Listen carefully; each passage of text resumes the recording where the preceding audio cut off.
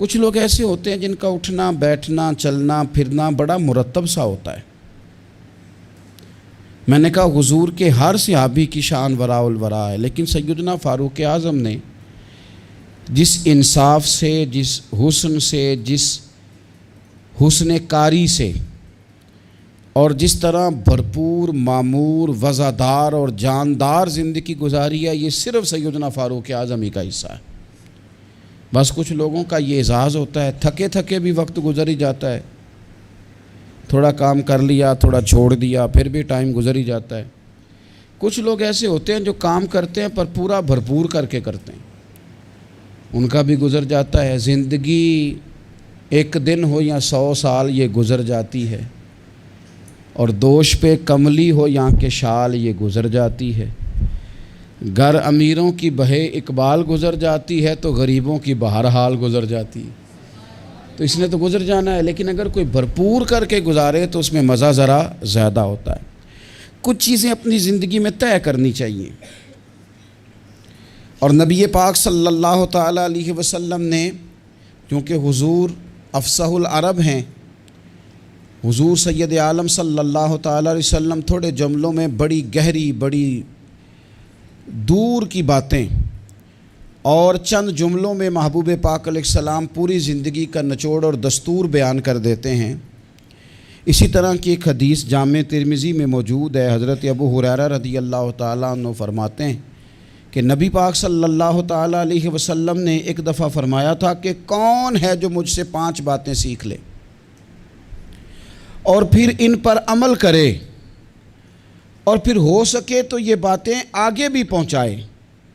5 باتیں سیکھے، ان پر عمل کرے، یا اس کو سکھائے جو اس پر عمل کرے۔ تو حضرت ابو ہریرہ رضی اللہ تعالیٰ عنہ کہتے ہیں میں نے آگے بڑھ کے عرض کی یا رسول اللہ میں ہوں نا، آپ حکم کریں 5 باتیں کون سی ہیں؟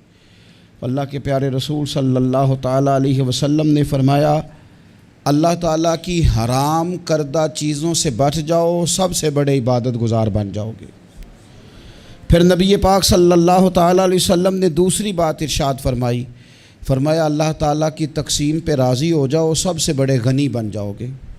پھر حضور نے تیسری بات ارشاد فرمایا اپنے پڑوسی سے حسن سلوک کرو، مومن بن جاؤ گے۔ چوتھی بات ارشاد فرمایا لوگوں کے لیے بھی وہی پسند کرو جو اپنے لیے پسند کرتے ہو، تو بہترین مسلمان بن جاؤ گے۔ پھر حضور سید عالم صلی اللہ تعالیٰ علیہ وسلم نے 5ویں اور آخری بات ارشاد فرمایا زیادہ ہنسا نہ کرو، زیادہ ہنسنے سے دل مردہ ہو جاتا ہے، دل مردہ ہو جاتا ہے۔ زیادہ نہ ہنسا کرو، کبھی کبھی رویا بھی کرو، اور قرآن حکیم فرماتا ہے کثرت سے رویا کرو، تھوڑا ہنسا کرو۔ بہت زیادہ ٹھٹھا کرنا، بہت زیادہ مذاق کرنا، زندگی میں ہر وقت کسی نہ کسی شغل میلے کے لیے تیار رہنا، یہ دلوں کو سخت کرتا ہے۔ ہم سمجھ رہے ہوتے ہیں کہ تھوڑی دیر کے لیے خوش ہو رہے ہیں، خوش طبی کر رہے ہیں، اس سے اندر کی کیفیات پتھر ہو جاتی ہیں۔ یہ حضور خود ارشاد فرماتے ہیں الجھے ہوئے لوگوں سے گریزاں نہ ہوا کر، اور حالات کی قبروں کے یہ کتبے بھی پڑھا کر۔ ہر وقت کا ہنسنا تجھے برباد نہ کر دے، تنہائی کے لمحوں میں کبھی رو بھی لیا کر۔ کبھی کبھی رونا بھی چاہیے، اور رونا کئی دفعہ بڑا فائدہ دیتا ہے۔ عاشق دا کامی رونا تونا ہے تے بنا رویوں نہیں منظوری، اے عاشق سدا ہی روندے رہندے پاویں وصل ہووے تے پاویں دوری۔ تو ان 5 باتوں کو ضرور یاد رکھیں، یہ انسان کو بڑا فائدہ دیتی ہے۔ سیدنا فاروق اعظم رضی اللہ تعالیٰ عنہ کی بات عرض کر رہا تھا، انہوں نے کچھ اسی طرح سے انہی چیزوں میں انہوں نے اپنے آپ کو تھوڑا سا مضبوط کر لیا تھا۔ میں نے قرآن پاک کی ایک آیہ کریمہ تلاوت کی ہے۔ اللہ فرماتا ہے ان الذین آمنوا وعملوا الصالحات، وہ لوگ جو ایمان لائے اور ایمان لانے کے بعد پھر انہوں نے نیک کام کیے، اولئک ھم خیر البریہ۔ ایمان اور نیک اعمال، جن لوگوں نے ان 2 باتوں کو اپنا لیا، نہ مال کی بات کی نہ اقتدار کی بات کی، یہ اس موقع پر علم کی بات بھی نہیں کی، ایمان اور اعمال صالحہ، فرمایا جو دو ان باتوں پر عمل کر لیں اولئک ہم خیر البریہ، فرمایا یہ لوگ ساری مخلوق سے بہتر ہیں۔ بہترین آدمی ہوتا ہے جس کا ایمان پکا ہو، اعمال درست ہو۔ سادہ معنی یہ ہے کہ عقیدہ ٹھیک ہو، عمل کی اصلاح ہو۔ بہترین لوگ ہیں، ایک ایمان ہو، دوسرا اعمال صالحہ ہو۔ دو چیزیں میسر ہو گئیں تو بڑی ساری چیزیں بہتر ہو جائیں گی۔ سب سے پہلی بات سیدنا فاروق اعظم کی زندگی میں جو بہت زیادہ ملتی ہے نا، وہ اپنی اصلاح کی کوشش کرنا، خود احتسابی، اپنا حساب کرنا ہے۔ جو لوگ ساری زندگی اپنا حساب نہیں نہ کرتے، ان کے پاس بچتا کچھ نہیں۔ پہلی بات تو یہ ہے کہ ہم ساری زندگی دوسروں کا حساب کرتے رہتے ہیں، نتیجہ یہ برآمد ہوتا ہے کہ بہت سارے لوگ آگے گزر جاتے ہیں اور ہم حساب کتاب میں رہ جاتے ہیں۔ اپنا حساب کرنا چاہیے، اپنے اوپر غور کرنی چاہیے، خود احتسابی کے عمل سے گزرنا چاہیے، غور کرنا چاہیے کہ زندگی میں جو ہم ناکام ہوئے ہیں یا جہاں جہاں ہمارے اندر کوئی کمیاں رہ گئی ہیں اس میں ہماری اپنی غلطیاں کتنی ہیں۔ جو لوگ اپنا احتساب کرنے کے عادی ہو جاتے ہیں نا، دوسروں پہ ڈال کے تو بڑا آسان ہے وقت گزار لینا، لیکن اپنا احتساب کرنا۔ ایک دن حضرت ابو درداء رضی اللہ تعالیٰ عنہ فرماتے ہیں کہ میں باغ میں گیا تھا تو درخت کے پیچھے سے حضرت عمر کی آواز آ رہی تھی، تو میں پلٹ کے پیچھے گیا تو حضرت عمر اپنے آپ سے باتیں کر رہے تھے۔ کبھی کبھی یہ کام بڑا مزہ دیتا ہے، اور حضرت عمر اپنے آپ سے باتیں کرتے تھے، کہتے تھے خطاب کا بیٹا اور امیر المومنین۔ واہ بھئی واہ، کیا بات ہے تیری، خطاب کا بیٹا اور امیر المومنین۔ اپنا احتساب کر رہے تھے، اور درجنوں اور بیسیوں جگہ آپ نے یہ لفظ ارشاد فرمائے کہ میں تو اونٹ چرانے والے کا بیٹا ہوں۔ جو لوگ اپنا محاسبہ نہیں نہ کرتے، ان کی تعمیر رک جاتی ہے۔ ساری زندگی گزر گئی لیکن اپنا محاسبہ ہی نہیں کیا، اپنے اوپر غور ہی نہیں کیا۔ من عرف نفسہ فقد عرف ربہ، جو اپنے آپ کو پہچان جاتا ہے وہی رب کو پہچانتا ہے۔ فلانے نے غلطی کر دی، فلاں بندے کی وجہ سے میں کامیاب نہیں ہو سکا، فلاں خاندان والوں نے سپورٹ نہیں کیا، فلاں جگہ مجھے اساتذہ ٹھیک نہیں ملے، فلاں جگہ فلاں مدرسے اسکول کالج کا ماحول مجھے ٹھیک نہیں ملا۔ آپ اپنے اندر بھی تو کمزوری دیکھیں نا کہ اپنے اندر کمزوری کہاں۔ دوسروں پر ملبہ ڈالنا یہ تو بزدل لوگوں کا طریقہ ہے اور آسان کام ہے۔ تو سیدنا فاروق اعظم رضی اللہ تعالیٰ عنہ خود احتسابی کرتے۔ دوسری بات یہ تھی کہ ہر کام کو خود دیکھنے کی کوشش کرتے۔ دو باتیں زندگی میں بڑا معنی رکھتی ہیں اور ان لفظوں کی بڑی اہمیت ہے، ایک ہے پرواہ کرنا اور ایک ہے لاپرواہی کرنا۔ آپ غور کر لیں کہ گھر میں خاتون خانہ کو پورا خرچ دیا جائے، اسے ضرورت کی ہر چیز دروازے پر فراہم کی جائے، سارا اس کا خیال رکھا جائے، تو پھر بھی بعض خواتین بڑے کرب اور بڑے درد کے ساتھ ایک شکوہ کرتی ہیں۔ وہ شکوہ کیا ہوتا ہے کہ میرا خاوند میری پرواہ نہیں کرتا، توجہ نہیں دیتا۔ ماں اور باپ ساری چیزوں کے باوجود شکوہ کرتے ہیں کہ یار یہ ساری باتیں اس کی ٹھیک ہیں لیکن یہ پرواہ نہیں کرتا، اس نے کبھی غور نہیں کیا، کبھی اہمیت نہیں دی۔ ڈھیر سارے طالب علم لائق ہوتے ہیں، امید کی جا سکتی ہے کہ بہت بڑا زندگی میں کارنامہ سر انجام دیں گے، لائق ضرور ہوتے ہیں لیکن لاپرواہ ہوتے ہیں۔ اللہ نے انہیں قدرتی صلاحیت دی ہوتی ہے، رب تعالیٰ نے انہیں وسعت دی ہوتی ہے حافظے میں، لیکن وہ ایک لاپرواہی کی وجہ سے اپنی زندگی کی ساری خوبیاں ضائع کر دیتے ہیں۔ پرواہ نہیں کرتے، جو کام ضروری ہوتا ہے اس پر توجہ نہیں دیتے، تو پھر یہ بھی ایک ناشکری ہوتی ہے کہ اللہ نے اتنا حافظہ دیا، سمجھ دی اور پرواہ نہیں کی۔ تو ٹھیک ہے، پھر نکمے لوگ کامیاب ہو جاتے ہیں جن کو یہ نکمے سمجھتے تھے، اور یہ پیچھے رہ جاتے ہیں۔ پرواہ اور لاپرواہی یہ بڑا اہم کام ہے۔ حضرت سیدنا فاروق اعظم رضی اللہ تعالیٰ عنہ کی خوبصورت زندگی میں آپ کو ایک چیز ملے گی کہ وہ بہت زیادہ خیال رکھنے والے آدمی تھے، یعنی ہر چیز کو خود دیکھنا ہے۔ گورنر مقرر کر دیا تو اب گورنر مقرر کر کے وہ بالکل خود لا تعلق نہیں ہو جاتے تھے صوبے سے۔ گورنر مقرر کیا ہے، اب گورنر کی نگرانی کرنی ہے کہ وہ کام ٹھیک کر رہا ہے کہ نہیں کر رہا۔ اب باقی لوگوں سے پوچھنا ہے علاقے میں جا کے کہ تمہارے گورنر کا تمہارے ساتھ کیا رویہ ہے. بلکہ حضرت عثمان غنی رضی اللہ تعالیٰ عنہ تو یہاں تک فرماتے ہیں اگر مال غنیمت کے کبھی اونٹ چلے جاتے تھے نا، 22 لاکھ مربع میل کا حکمران، لوگوں کا پروٹوکول نہیں ہو جاتا بہت زیادہ، لیکن 22 لاکھ مربع میل پر حکومت کرنے والا شخص مال غنیمت کے اونٹوں کو بھی خود سنبھالتا تھا. تو ہم سمجھتے ہیں یہ چھوٹا سا کام ہے، میں کیوں کروں، میں نے اتنے بندے مقرر کر دیا وہ کر دیں گے. یاد رکھنا،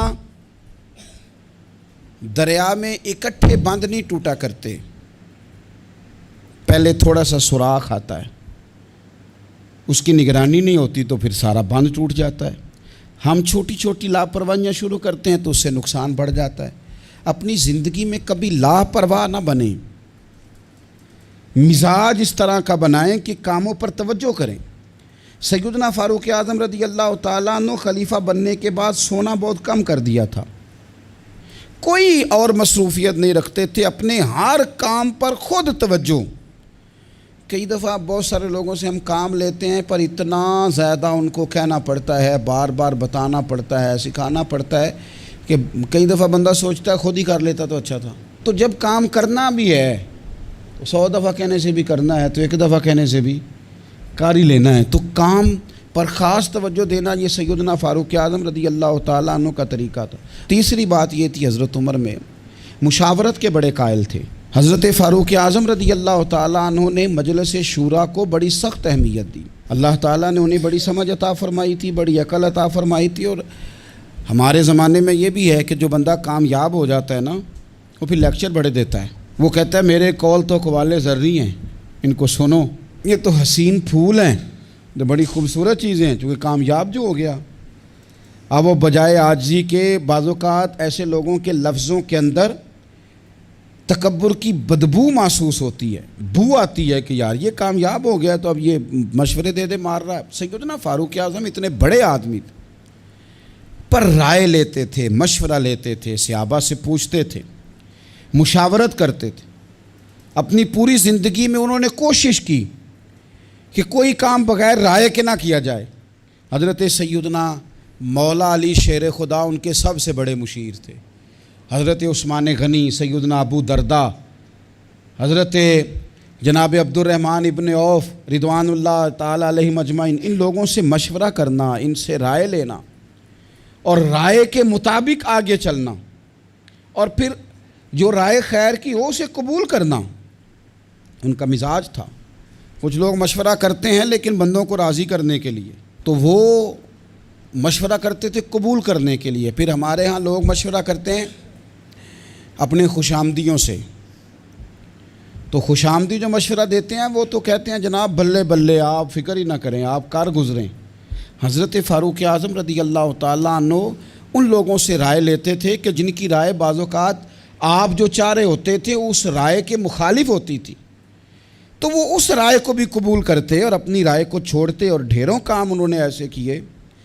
حضرت سیدنا فاروق اعظم رضی اللہ تعالیٰ عنہ نے ایک دفعہ ایک بات ارشاد فرمائی، تو ایک خاتون نے پردے کے پیچھے سے اٹھ کے کہا کہ فاروق اعظم آپ یہ بات اس طرح کر رہے ہیں اور قرآن پاک میں یہ بات میری سمجھ میں اس طرح آئی ہے، آپ اپنے اجتہاد سے بات کر رہے تھے، اس نے اپنے اجتہاد سے بات کی. تو حضرت عمر فوراً بولے، یہ میں اس شخص کی بات کر رہا ہوں جو محدث ہیں اس امت کے، ان کی بات کر رہا ہوں جنہیں حضور نے فرمایا میرے بعد نبی ہوتے تو عمر ہوتے. حضرت عمر فوراً کہنے لگے لوگوں، ایک مرد نے خطا کی ہے اور ایک عورت نے درست کہا ہے. لیکن آپ دیکھ لیں بڑے سارے لوگ ہیں جو رائے تو لیتے ہیں پر مشورہ کرنے کو تیار نہیں ہوتے. چوتھی بات سیدنا فاروق اعظم کی مقدس زندگی میں جو ہمیں بہت زیادہ ملتی ہے وہ یہ ہے کہ مزاج میں عدل و انصاف بہت زیادہ تھا، اور گھر کے اندر سے لے کر عدالت کے ایوانوں تک مزاج عدل والا، طبیعت عدل والی. یاد رکھ لیں کہ جہاں انصاف نہیں نہ ہوتا وہاں کوئی چیز قائم نہیں رہتی. معاشرے ہمیشہ عدل و انصاف سے چلتے ہیں. حضرت عمر فاروق رضی اللہ تعالیٰ عنہ پر بذات خود مقدمہ ہو گیا تو آپ قاضی کی عدالت میں پیش ہوئے، لیکن جب آپ گئے تو قاضی صاحب اٹھ کے کھڑے ہو گئے. پھر انہوں نے بڑے احترام کے ساتھ آپ کا نام لیا تو حضرت فاروق اعظم رضی اللہ تعالیٰ عنہ فرمانے لگے آپ اس مقدمے کا فیصلہ کر لیں، اس کے بعد میں آپ کو معزول کر دوں گا، اس لیے کہ یہاں تو آپ وہی احترام اس شخص کو بھی دیتے جس نے میرے اوپر مقدمہ کیا ہے، اور یہاں مجھے بھی نہ دیتے، چونکہ آپ نے میرا اعزاز کیا ہے حالانکہ میرے اوپر مقدمہ ہے، تو لہٰذا آپ دو لوگوں میں انصاف نہیں کر سکے، یہ فیصلہ آپ کر لیں، اس کے بعد آپ کو فارغ کر دیا جائے۔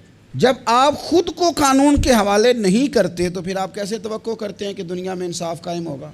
تو یہ مزاج تھا۔ پانچویں بات یہ تھی کہ حضرت فاروق اعظم جان، مال اور املاک کے تحفظ کے بڑے قائل تھے۔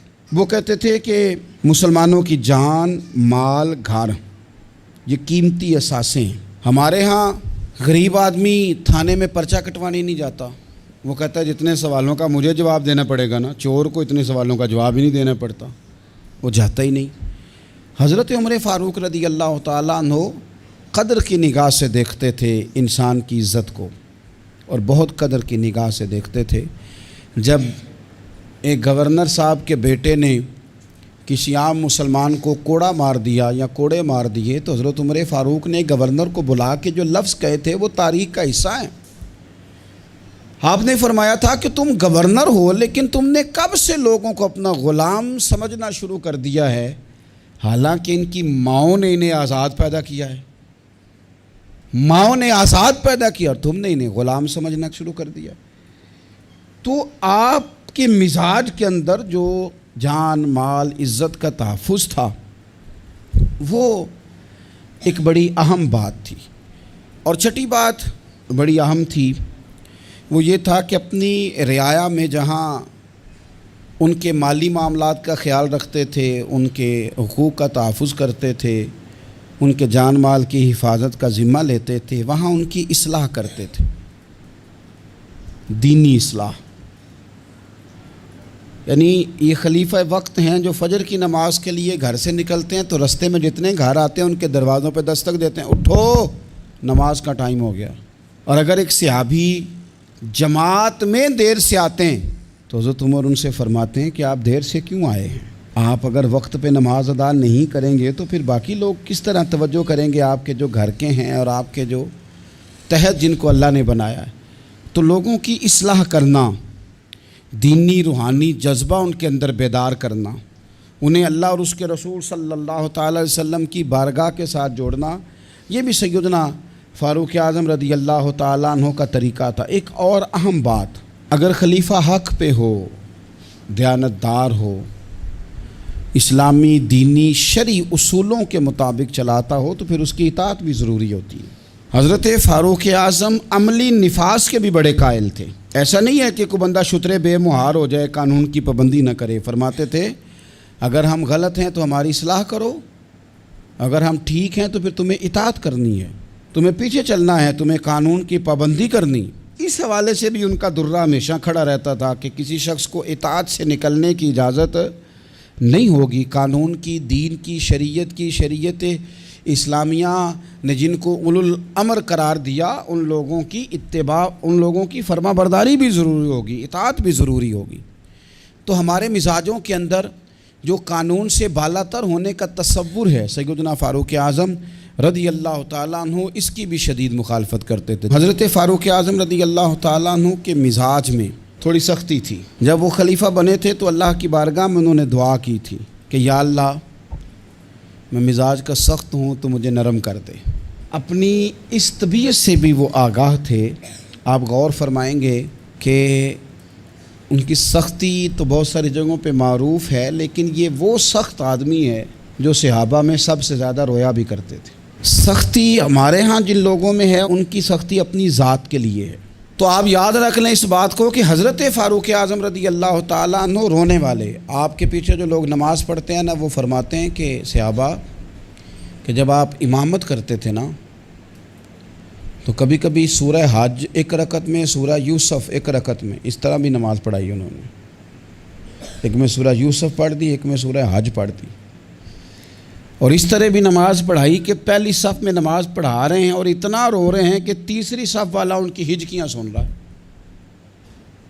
میں نے کہا نا، بڑے عرصے کے بعد یہ شعر مجھے یاد آیا کہ الجھے ہوئے لوگوں سے گریزاں نہ ہوا کر، حالات کی قبروں کے یہ کتبے بھی پڑھا کر، اور ہر وقت کا ہنسنا تجھے برباد نہ کر دے، تنہائی کے لمحوں میں کبھی رو بھی لیا کر۔ تو حضرت فاروق اعظم ڈھیر سارا رونے والے۔ آخری بات اور بڑی ذمہ داری والی بات جو آپ کی خدمت میں عرض کرنی ہے وہ یہ ہے کہ حضرت فاروق اعظم سیدنا عمر رضی اللہ تعالیٰ عنہ مزاج کے لحاظ سے فقیر تھے، درویش تھے۔ سارا دن بن سنورنے کے چکر میں پڑے رہنا، بہتر سے بہتر پہننا، بہتر سے بہتر اوڑھنا، ایک وقت ہوتا ہے جب کبھی یہ چیزیں اچھی لگتی ہیں، لیکن جب بندہ ذمہ داریوں والا ہو جاتا ہے نا، پھر وہ اچھا نہیں لگتا یہ کام کرتا۔ پھر سادگی اور ذمہ داری یہی اس بندے کی ڈیوٹی محسوس ہو تو اچھا لگتا ہے۔ یعنی طامت پہننا ہے تو کئی جگہ سے اس پہ پابند لگے ہوئے ہیں۔ یہ 2 منٹ کے لیے سوچیں بھلا میں نے کیا کہا ہے۔ یعنی ایک بندہ 22 لاکھ اور درجنوں صوبے ہیں اس ملک کے جس کے وہ گورنر ہیں۔ کوئی زندگی میں کونسلر دیکھا آپ نے جس کے کپڑے پھٹے ہوئے ہوں؟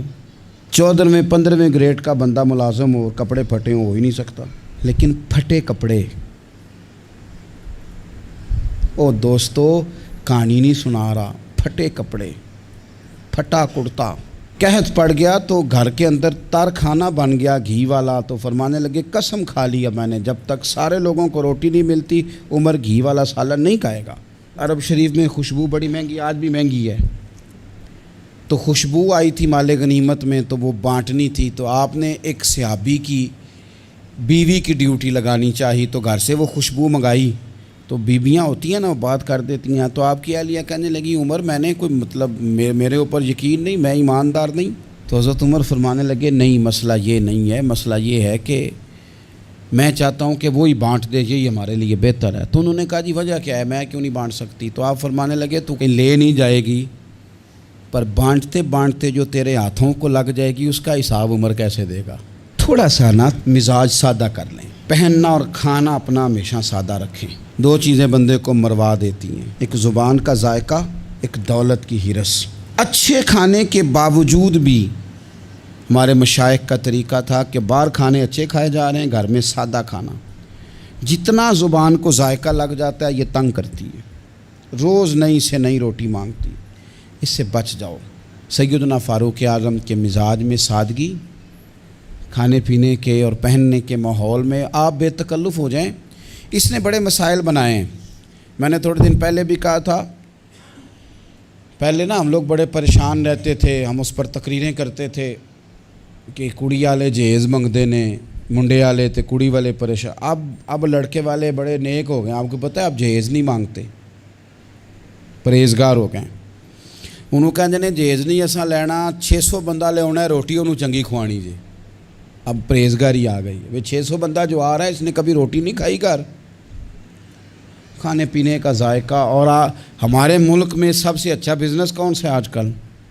یہ کھانے پینے کی دکان ڈالو، یہ چلتی ہے۔ تو تھوڑا سا اس سے پرہیز کریں۔ اللہ تعالی ہم سب کو سیدنا فاروق اعظم کا فیضان عطا فرمائے۔